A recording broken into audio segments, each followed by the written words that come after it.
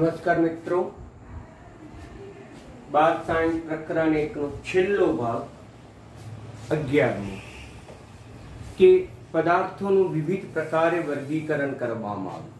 વીજવાહકતાના આધારે પણ વર્ગીકરણ કર્યું. એને પરિણામે વીજ અવાહક, વીજ સુવાહક, વીજ અર્ધવાહક.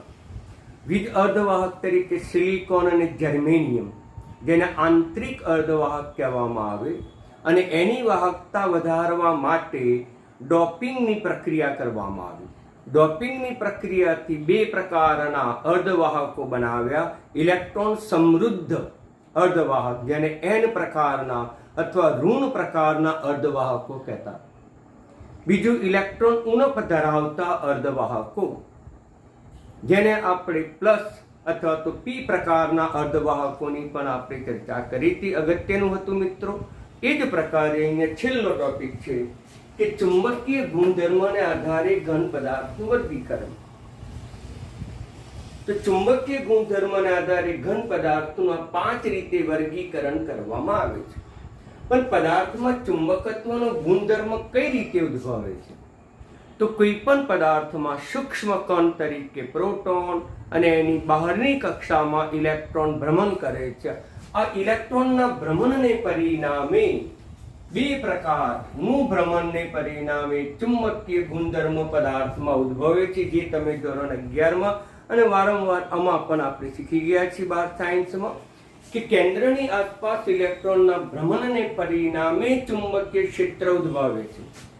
કેન્દ્રની આસપાસ ઇલેક્ટ્રોનના ભ્રમણને પરિણામે ચુંબકીય ગુણધર્મો ઉદ્ભવે છે. પરંતુ ઇલેક્ટ્રોનનું ભ્રમણ કેટલા પ્રકારે? તો મિત્રો, ઇલેક્ટ્રોનનું જે ભ્રમણ છે એ ઇલેક્ટ્રોનનું ભ્રમણ આપણને બે પ્રકારે છે. એક પોતાની કક્ષામાં ભ્રમણ, જેને આપણે કહીએ છીએ કક્ષકીય ભ્રમણ, જે પોતાની કક્ષામાં સતત ફરે છે. આ ઉપરાંત એ પોતાની ધરી ઉપર પણ ફરે છે, અને ધરી ઉપરનું ભ્રમણ એને આપણે કહીએ છીએ ધરા ભ્રમણ, જે બે પ્રકારનું છે. એક ઘડિયાળના કાંટાની દિશામાં અને બીજું ઘડિયાળના કાંટાની વિરુદ્ધ દિશામાં, જેને આપણે કહીશું ક્લોકવાઇઝ અને એન્ટી ક્લોકવાઇઝ. આમ આપણને બે પ્રકારના ભ્રમણને પરિણામે તેનો ચુંબકીય ગુણધર્મ ઉદ્ભવે છે. એની ચુંબકીય ગુણધર્મ, જેને આપણે કહીએ છીએ ચુંબકીય ચાક માત્રા, એને આપણે ચુંબકીય ચાક માત્રા તરીકે ઓળખી શકાય. આમ ચુંબકીય ગુણધર્મ, એનું મૂલ્ય ચુંબકીય ચાક માત્રામાં નક્કી કરવામાં આવે છે. ચુંબકીય ચાક માત્રામાં તેનો ગુણધર્મ નક્કી કરવામાં આવે છે. એનું જે એકમ છે, એકમ એ બોહર મેગ્નેટોન છે. આ બોહર, આ મ્યુ છે. મ્યુ બી એટલે બોહર નામના વૈજ્ઞાનિકે શોધ્યું, અને એને મેગ્નેટ, અને મેગ્નેટ એટલે ચુંબકત્વ, એટલે એને કહીશું બોહર મેગ્નેટોન, એટલે એને બોહર મેગ્નેટોન. એનું મૂલ્ય પણ આપ્યું, અને એ મૂલ્ય તમે MCQમાં યાદ રાખજો કે એક બોહર મેગ્નેટોન બરાબર 9.27 × 10⁻⁻24 એમ્પિયર મીટર સ્ક્વેર જેટલું છે. આમ તેનું મૂલ્ય આટલું છે મિત્રો. તમે યાદ રાખજો MCQમાં, અને ખાસ કરીને ગુજકેટમાં આવો પ્રશ્ન વધારે પૂછાય છે, એટલે આ તમે MCQ ગુજકેટને સંદર્ભમાં યાદ રાખજો.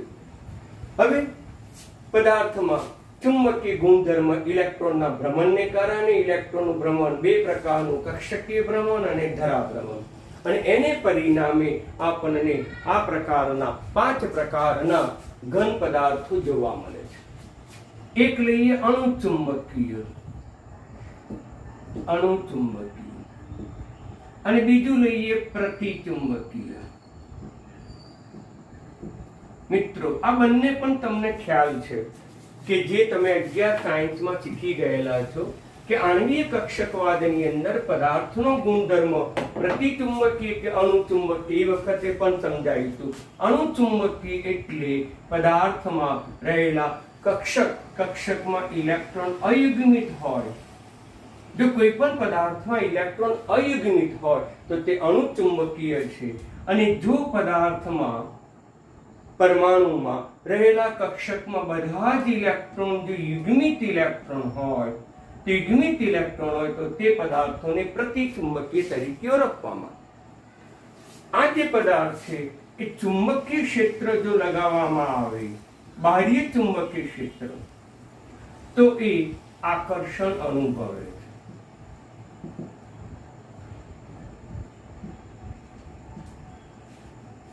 પરંતુ અહીંયા બાહ્ય ચુંબકીય ક્ષેત્ર લગાવવામાં આવે, બાહ્ય ચુંબકીય ક્ષેત્ર, તો પછી આકર્ષણ અનુભવતું નથી, પરંતુ અપાકર્ષણ અનુભવે. એટલે કે આકર્ષણ અનુભવતું નથી. જ્યારે આ આકર્ષણ અનુભવે છે, આમ બાહ્ય ચુંબકીય ક્ષેત્રની હાજરીમાં આ અણુચુંબકીય પદાર્થ આકર્ષણ અનુભવે છે. પ્રતિચુંબકીય પદાર્થો જે છે એ બાહ્ય ચુંબકીય ક્ષેત્રની હાજરીમાં અપાકર્ષણ અનુભવે. કારણ કે આ જે પદાર્થ છે એના ઇલેક્ટ્રોન છે એ પરસ્પર વિરુદ્ધ ધરાભ્રમણ કરે છે, અને પરસ્પર વિરુદ્ધ ધરાભ્રમણ કરતું હોવાથી તેનો ચુંબકત્વનો ગુણધર્મ નાશ પામે છે. તેથી તે બની જાય છે પ્રતિ એટલે વિરોધી ચુંબકીય, પ્રતિચુંબકીય તરીકે ઓળખવામાં. ચુંબકત્વનો ગુણધર્મ નહીં હોવાથી બાહ્ય ચુંબકીય ક્ષેત્રમાં અપાકર્ષણ અનુભવે છે, અથવા તો એ આકર્ષણ અનુભવતો નથી. આ જે પદાર્થ છે એ બાહ્ય ચુંબકીય ક્ષેત્રમાં આકર્ષણ અનુભવે છે. આ ઉપરાંત ચુંબકીય ક્ષેત્રમાં તરફ આકર્ષાય છે, અથવા તો ચુંબકીય ક્ષેત્ર તરફ પોતે ઇલેક્ટ્રોન ગોઠવાય છે. ચુંબકત્વ ક્ષેત્ર તરફ ચુંબકત્વ પ્રાપ્ત કરે છે. જ્યારે આ ચુંબકત્વ પ્રાપ્ત કરતું નથી, ચુંબકીય ક્ષેત્ર દૂર કરવામાં આવ્યું,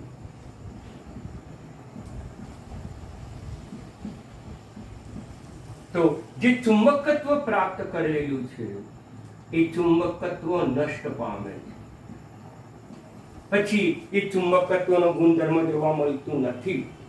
જ્યારે અહીંયા તે પ્રકારની ઘટના જોવા મળે જ નહીં મિત્રો.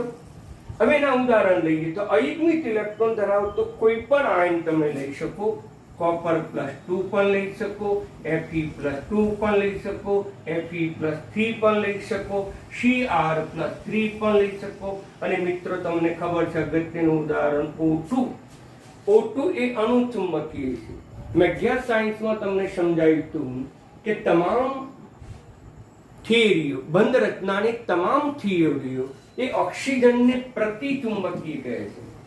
પરંતુ પ્રાયોગિક રીતે પુરવાર થયું કે ઓક્સિજન અણુચુંબકીય છે. એ કઈ થિયરીને આધારે પુરવાર થયું મિત્રો? તો એમો થિયરી, આણ્વીય કક્ષકવાદને આધારે એ મિત્રો પુરવાર થયું છે. આમ આણ્વીય કક્ષકવાદને આધારે O2 જે છે એ O2 અણુચુંબકીય પુરવાર થયું છે. પ્રતિચુંબકીય એટલે બધા જ ઇલેક્ટ્રોન એમાં યુગ્મિત હોય. અને લઈ શકીએ પાણી, બેન્ઝીન, સોડિયમ ક્લોરાઇડમાં બધા જ ઇલેક્ટ્રોન બંધમાં ભાગ ભજવે છે. બધા જ ઇલેક્ટ્રોન યુગ્મિત બની જાય છે. N2, H2, આ બધા પદાર્થો વગેરે એ કેવા હશે? પ્રતિચુંબકીય. તો અણુચુંબકીય અને પ્રતિચુંબકીય બંનેનો તફાવત પણ પૂછાય છે. સિમ્પલ છે. જે પદાર્થોમાં ઇલેક્ટ્રોન અયુગ્મિત હોય તો તેને અણુચુંબકીય કહીએ છીએ. પહેલો મુદ્દો. આમાં જે પદાર્થોમાં બધા જ ઇલેક્ટ્રોન યુગ્મિત હોય એને પ્રતિચુંબકીય કહેવાય. નંબર 2, બાહ્ય ચુંબકીય ક્ષેત્રની હાજરીમાં આકર્ષણ અનુભવે છે. 2, બાહ્ય ચુંબકીય ક્ષેત્રની હાજરીમાં લગાડેલા ચુંબકીય ક્ષેત્રની હાજરીમાં અપાકર્ષણ અનુભવે છે અથવા આકર્ષણ ઉત્પન્ન કરતું નથી. નંબર 3, ચુંબકીય ક્ષેત્ર તરફ ચુંબકત્વ પ્રાપ્ત કરે છે. આ ચુંબકત્વ પ્રાપ્ત કરતું નથી. 4, જો ચુંબકીય ક્ષેત્ર દૂર કરવામાં આવે તો ચુંબકત્વ નષ્ટ પામે છે. આમ એનું ચુંબકત્વ કાયમ માટે રહેતું નથી. જ્યારે અહીંયા નંબર 4, ચુંબકત્વમાં કોઈ ફેરફાર થતો નથી. કોઈ ફેરફાર નથી એવું લખો. ઉદાહરણ લખવાનું O2, Cu+2, Fe+2, Fe+3 અને Cr+3. જેમાં ઇલેક્ટ્રોન અયુગ્મિત હોય એ બધા જ પદાર્થો અણુચુંબકીય. જેમાં ઇલેક્ટ્રોન યુગ્મિત હોય, જેમાં ઇલેક્ટ્રોન બંધ રચનામાં વપરાઈ ગયેલા હોય એ બધા જ પદાર્થો એ પ્રતિચુંબકીય બનશે. એટલે પ્રતિચુંબકીના પણ ઘણા બધા ઉદાહરણો છે અને અણુચુંબકના પણ ઘણા બધા ઉદાહરણો છે મિત્રો. તો આમ અણુચુંબકીય અને પ્રતિચુંબકનો તફાવત પૂછી શકે. ફરીથી રિપીટ કરું છું ઝડપથી. જે પદાર્થમાં ઇલેક્ટ્રોન અયુગ્મિત હોય અણુચુંબકીય કહેવાય. જે પદાર્થમાં બધા જ ઇલેક્ટ્રોન યુગ્મિત હોય એને પ્રતિચુંબકીય. 2. ચુંબકીય ક્ષેત્રમાં આકર્ષણ અનુભવે છે. ચુંબકીય ક્ષેત્રમાં અપાકર્ષણ અનુભવે છે અથવા તો આકર્ષણ અનુભવતો નથી. ચુંબકીય ક્ષેત્ર તરફ ચુંબકત્વ પ્રાપ્ત કરે છે. આ ચુંબકત્વ પ્રાપ્ત કરતું નથી. ચુંબકીય ક્ષેત્ર દૂર કરવામાં આવે તો ચુંબકત્વ નષ્ટ પામે છે.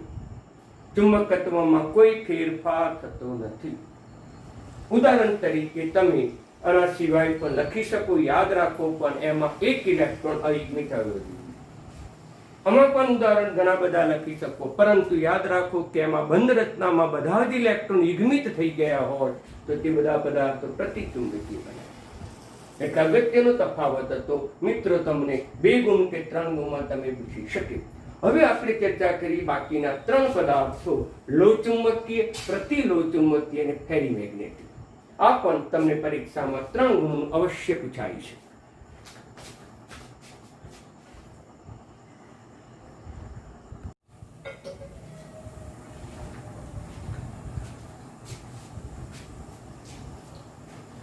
મિત્રો હવે આ 3 અગત્યનું છે.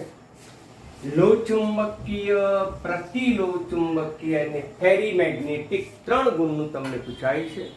તો બરાબર સમજી લેજો.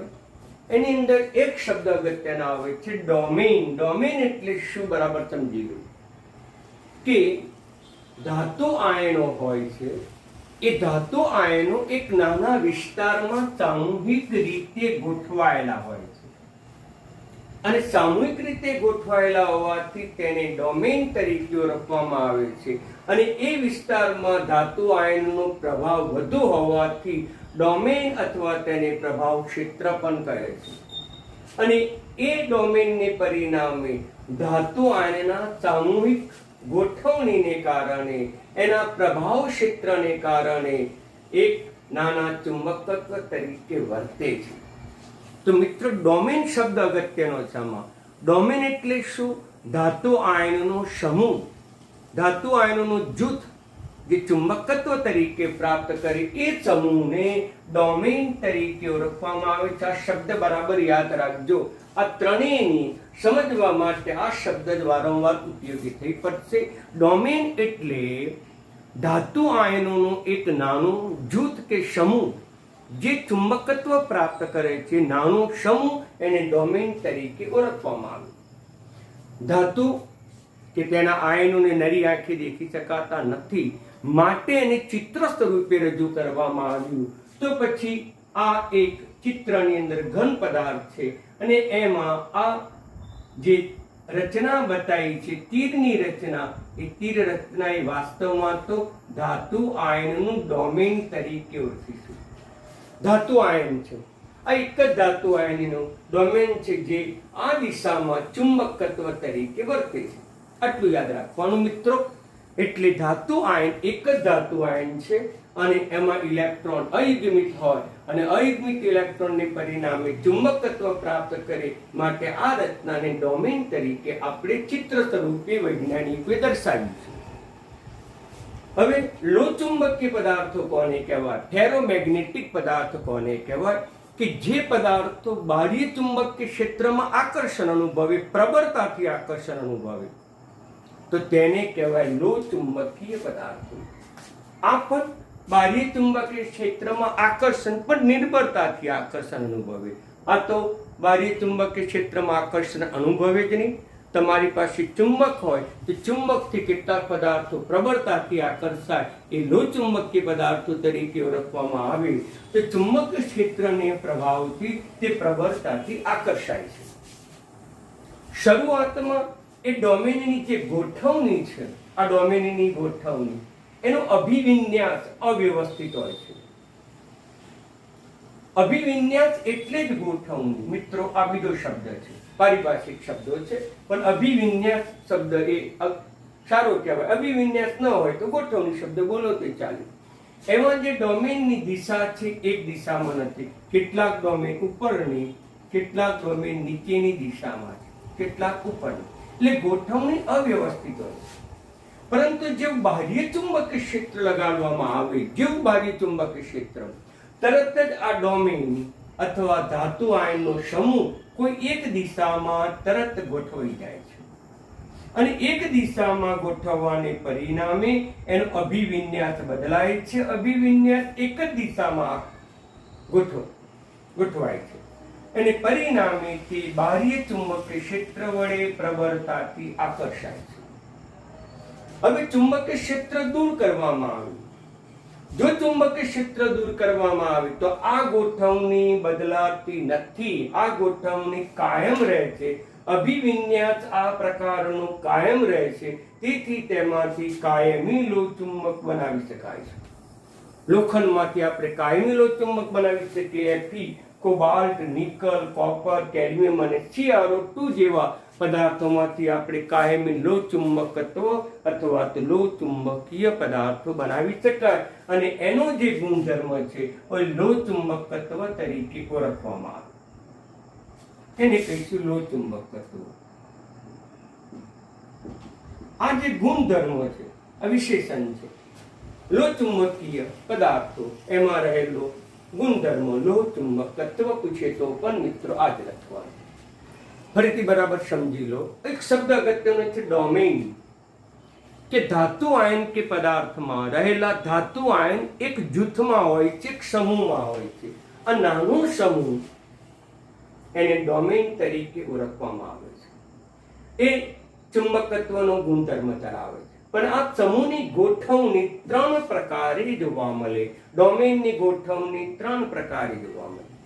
આ બાહ્ય ચુંબકીય ક્ષેત્રમાં પ્રબળતાથી આકર્ષાય છે. એનું કારણ શું? તો પહેલું કારણ કે એના ડોમેનની ગોઠવણી જે છે એનો અભિવિન્યાસ છે અવ્યવસ્થિત છે.